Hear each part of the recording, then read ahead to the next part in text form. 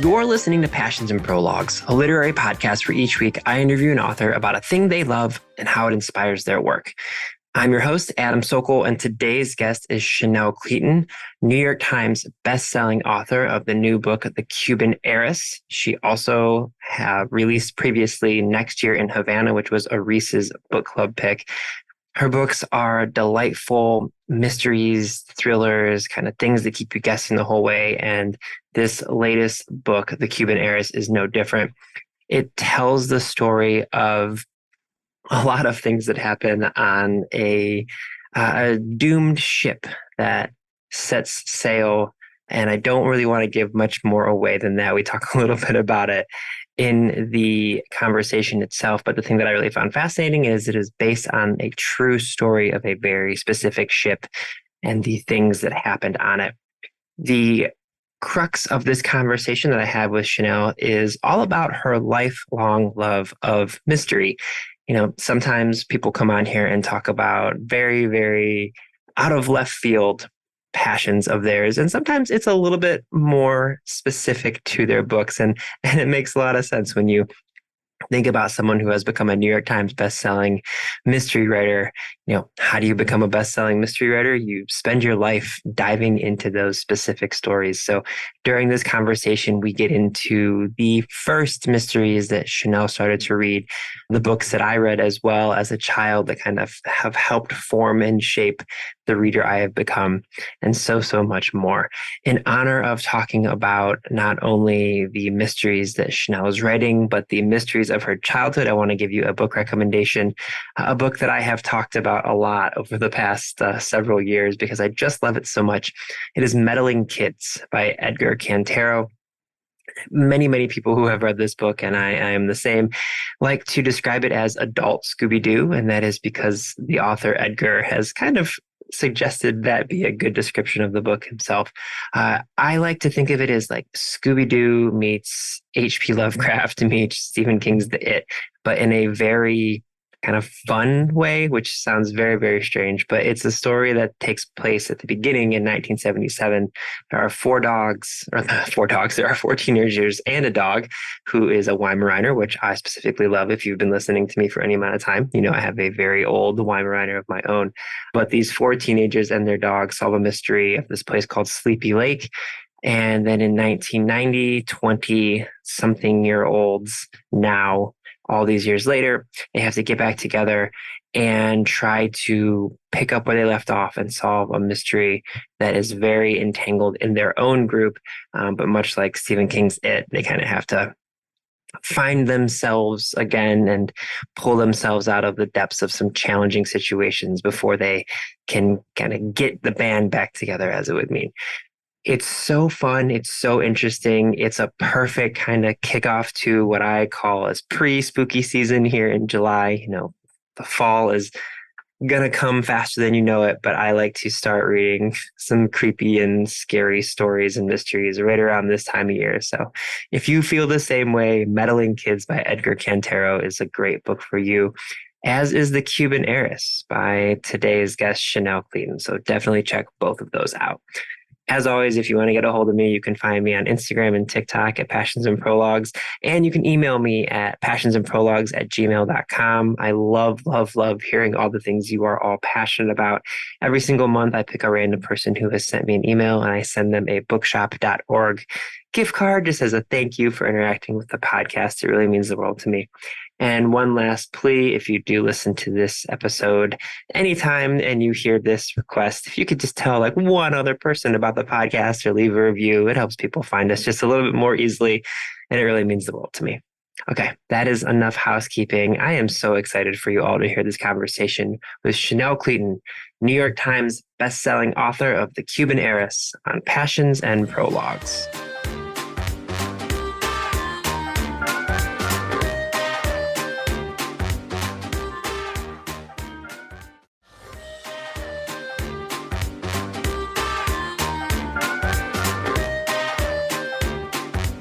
Okay, Chanel, I am super excited to ask this question. What is something you are super passionate about that we're going to discuss today? So I am a really big reader. It's definitely like one of my lifelong passions. It's probably the defining thing about my personality. So I especially love reading mysteries. That was something from childhood that has kind of carried me through adulthood. I love it. So you said that like you kind of discovered your love of mysteries when you were a child. Do you remember sort of like the first one or kind of how that came to be? So definitely Nancy Drew mysteries. And I remember, how exciting it was. And like I was a big library reader. So most of my reading came from the library. But it was really cool when my parents would, buy me a book. And I remember the old school kind of yellow spines. Like it was such a treat. And so I still have my original Nancy Drews with the yellow spines. And I don't have the whole collection, but I have like the ones that were favorites. I can like still visualize the covers kind of. And it was always such a special moment. It's so the second that you said like the yellow covers, that is something I haven't thought about in probably decades now at this point. And the second you said it, it's like like just vividly, I know exactly what you're talking about, like that exact look and feel. And it's something I never really thought about, but you're right. Like I feel like every book when you're younger, like they do have especially books that are series, whether it's like Nancy Drew or Goosebumps, like they all have a specific format. And I'm like, I'm vividly remembering that now that you mentioned it. That's wild how brains work. Well, and I will say, like, I was the kind of kid that I think in the back they would print out, all the numbered ones. And so I would like cross off and keep a list of like which ones I'd read. And I had like my little reading log going. And I don't think I read them in order, which now I think it was probably just accessibility. Like I got what I could at the library, but now I'm like, oh, I wish I had read them in order almost, because that's kind of how I like to read series now. Yeah, I wonder. I'm like I said, for me that was Goosebumps was the one that I had like.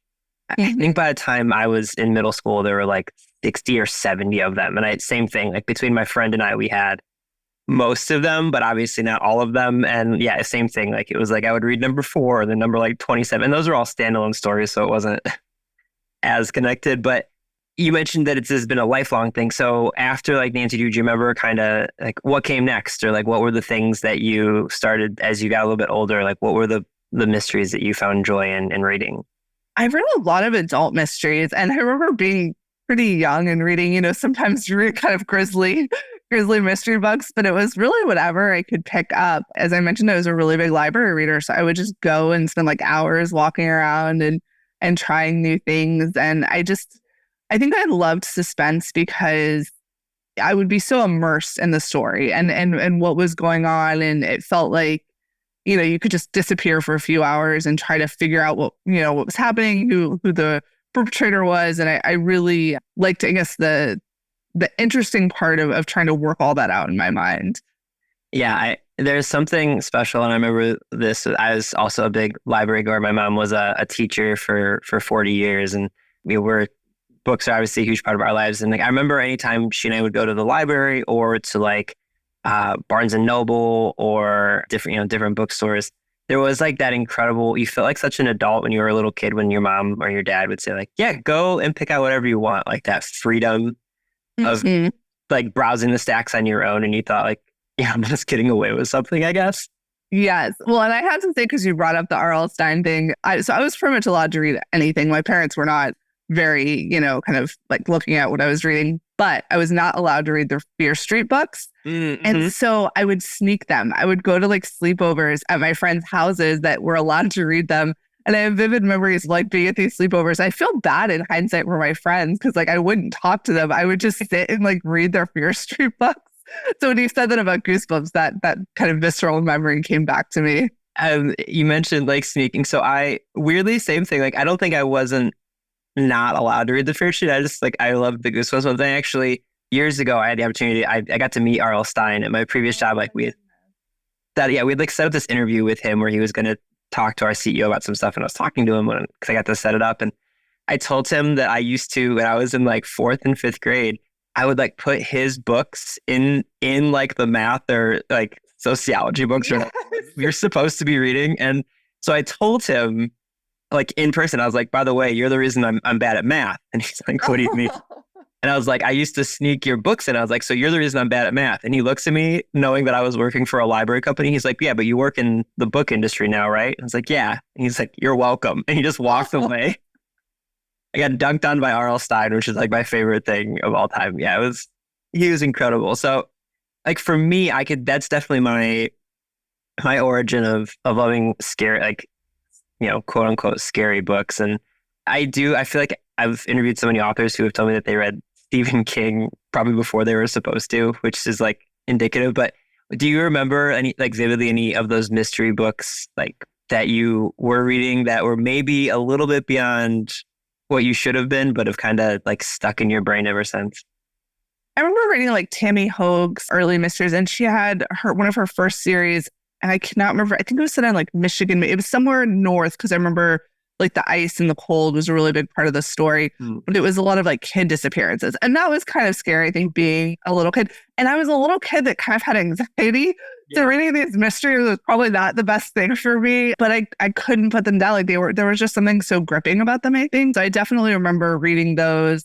And then probably having a hard time sleeping, like being a little bit afraid. But no, there was just something about them. And I read Mary Higgins Clark, I kind of, and I think a lot of it too was I would read other people's books. So like if my mom had a book, I would pick that up. And so that's kind of how I got into like more adult mysteries, or, my grandmother or something.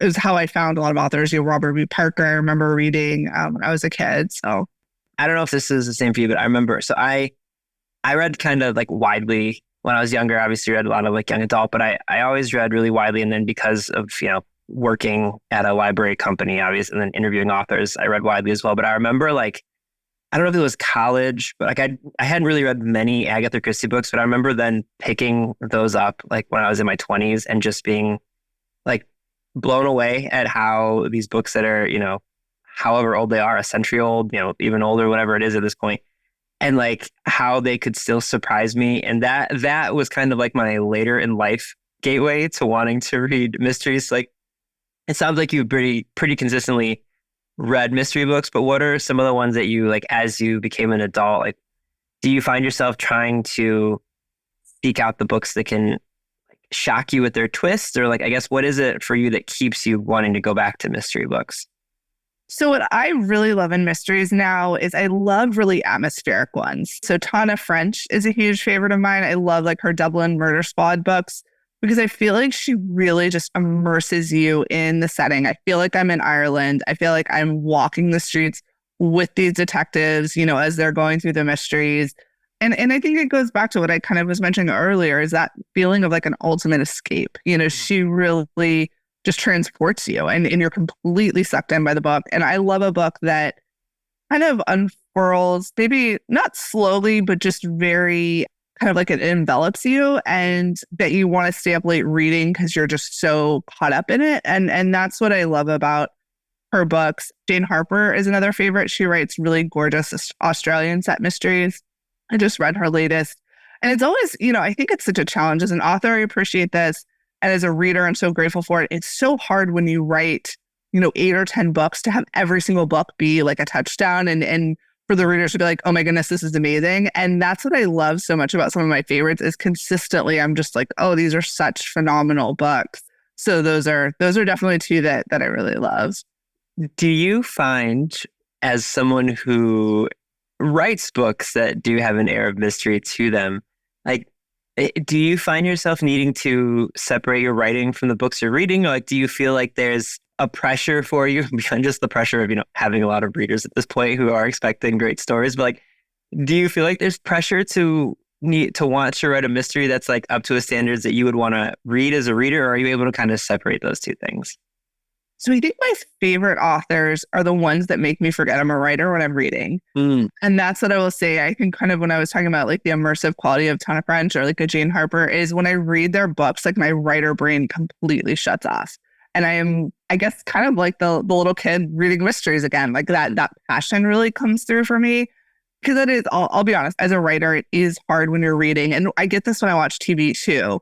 Like sometimes your brain will kind of go into writer mode and you'll like analyze the plot or the character decisions. And it can cut away from the enjoyment to some extent because it's, it's a different way of kind of enjoying the medium. But I feel like when I'm so immersed in a story that I'm just like a fangirl again, like I love that part. And that's what so many, writers do well. Alyssa Cole's another favorite. She wrote When No One Is Watching, and that was phenomenal. And that was one of those books that like, For me, the measure is always like, did I read this in one sitting? Because I just couldn't stop what I was doing. And it's like 3 a.m. And I'm like, okay, I have to go to bed, you know? And those are the books that have really done that for me. And for me as a writer, you know, I think I just kind of, writing is a very creative outlet for me. I'm not a particularly creative person. When, you know, we talked at the beginning, I was like, I don't have a lot of, you know, really cool passions outside of books, to be honest. And so this is like my one sort of safe space where I can just explore, you know, what I want to write and feel that freedom. Mm-hmm. And so I try not to have too much pressure, you know, to try to be at a standard or write like someone. I just kind of try to be myself and put what I want to say out on the page. And then, you know, obviously in edits, those are always the times when you kind of clean things up. And, you know, that those first drafts, I feel like are really the kind of free space to just explore the story and the direction that your characters are leading you in. We mentioned before we started recording that I talked to Lisa Scottolini recently, and she joked with me on her episode that she has like no idea what chapter 2 is going to be while she's writing chapter 1. And like, she just kind of makes it up on the fly. She actually told me that she needs to remind herself every book that she actually knows what she's doing, which is very funny thinking about someone who's written 35 books. But for someone who writes mysteries, you know, people are so like, I think I don't like when people think this, but there's so many readers who like determine if they liked a mystery or not based on like the twist or the surprise. Mm-hmm. So when you're writing, are you thinking in advance? Like, do you plan that stuff out, or are you like, you know, I'll get to the like shocking reveal or whatever it is when you get to it? So that is a great question. And that's something actually, so I will be honest, probably this is where my reading influences my writing. I actually feel really strongly about twists and reveals. So I have a similar process to what Lisa was saying, where I don't plot a ton before I start my stories. I'm very much kind of what we call a pantser, and that the plot develops organically as I'm writing and as my characters sort of lead me in the direction.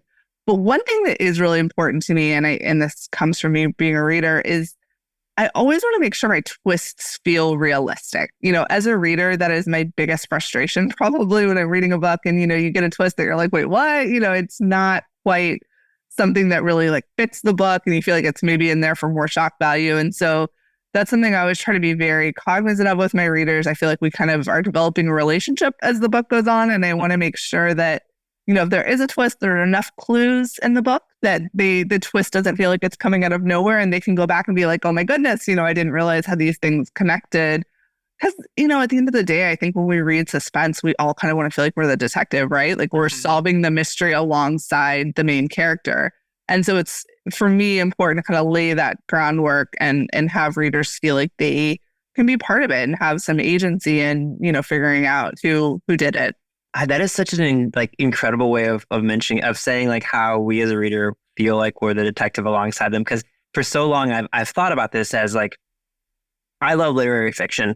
I love like something I always say on the podcast is I love small stories with big emotions. So I very much love books that are about like, you know, families and relationships. And for literary fiction, you know, the entire book can be a beautiful story. And if it ends a way that maybe I don't agree with or didn't like, it doesn't ruin the experience for me. But for a mystery, if I'm reading a mystery, and I know so many other people are like this too, if the whole book is like keeping them on the edge of their seat, but then like the whodunit or like the big reveal at the end like kind of sucks, they're like, I hated this book. Like it, and it really is. I think you're right. I think it's because there's like this expectation, because we're sort of like seeing it through the eyes of the investigator, or, you know, kind of uncovering stuff as we go, that it's like, if these things don't add up, then the whole book is like ruined for people. I think that's so, I've always wondered that, like why people will say they didn't like a mystery book specifically because of the ending. But I think you kind of nailed it. Well, and I'll be honest, like I'm very flexible kind of on endings, because I know some people feel very strongly about mysteries. And Tana French, her first book is a great example. I don't want to spoil, but, you know, the way she resolves things, it's kind of a changer for the genre. You know, she did it differently. And I loved that about the book. And I know everyone kind of has their own feelings on if they want a nice, you know, neat resolution, or if they like things to be a little bit more open-ended or unresolved. And for me, it's like, if you hook me in the book, I'll stay with you to the end, even if maybe I don't get that neat resolution. Like I'm perfectly okay with that. And I think that's probably the healthy way to approach a book. As an author, I don't assume you're one of those people who like would go on, like Goodreads and be like, this is a 1-star book because like it's the ending. Yeah, don't be one of those people. So your new book, the Cuban Heiress, just came out at the time we're recording. We were recording this literally 2 days after the book came out, and we were joking beforehand. This is your, as I call it, like your media car wash day. I'm one of, I think you said 12 interviews you're doing. So it's early in the day, so hopefully this won't be too boring for you to kind of present. But can you kind of give us the elevator pitch of the books? People sort of know what they're getting into.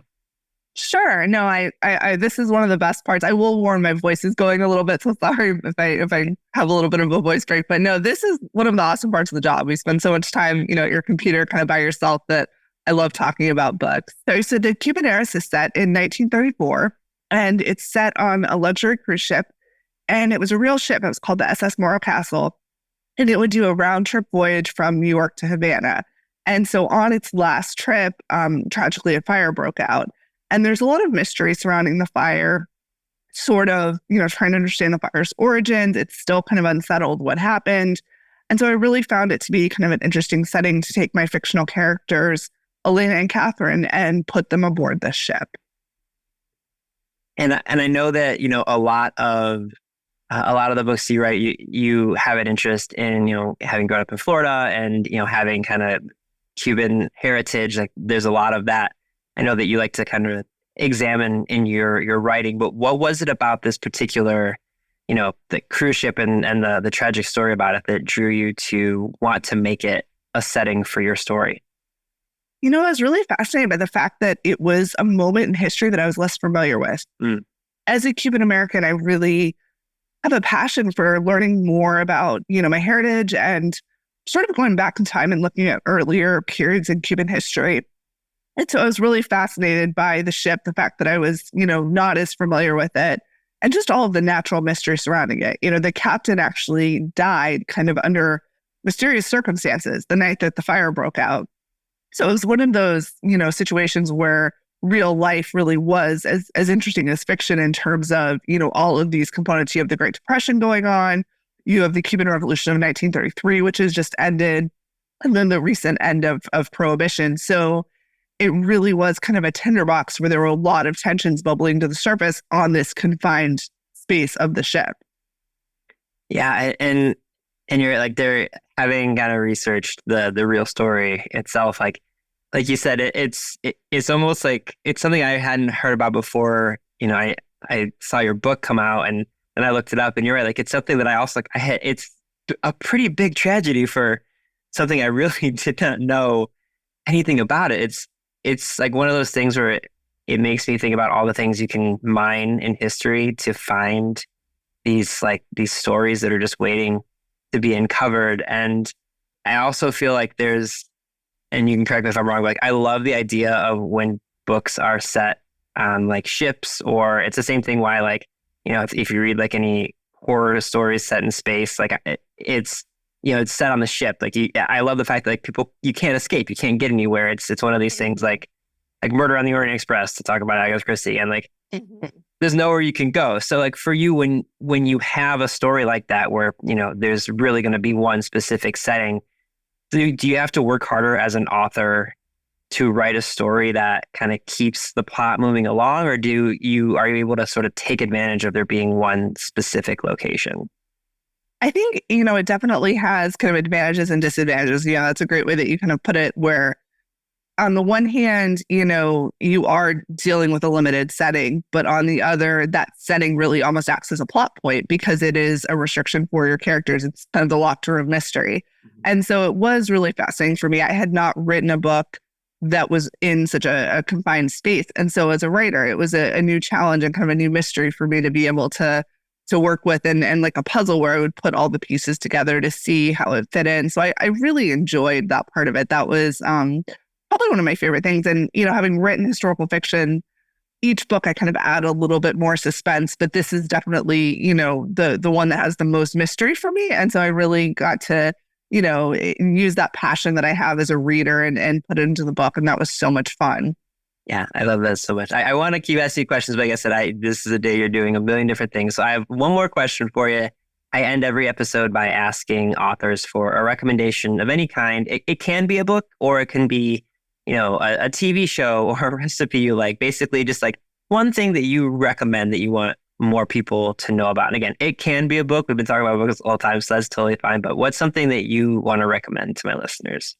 So since we're talking about mysteries, I will plug Only Murders in the Building, which is a show on Hulu that I absolutely love. And we're talking about confined spaces, and it's a mystery show set in this luxury apartment building in New York. And I can't recommend it enough. It's so much fun and just a really great show to watch. Yeah, I will co-sign that recommendation. It is a delightful show. Yeah, Chanel, you have been so much fun. This is so wonderful. And the book is so thrilling. People are going to absolutely love The Cuban Heiress. Thank you so much for joining me today. Thank you so much for having me. And sorry for the slight voice bobble, but thank you very much. I appreciate it.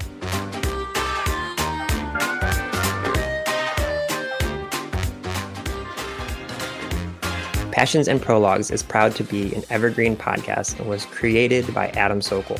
It was produced by Adam Sokol and Sean Rule Hoffman. And if you are interested in this podcast and any other evergreen podcast, you can go to evergreenpodcast.com to discover all the different stories we have to tell.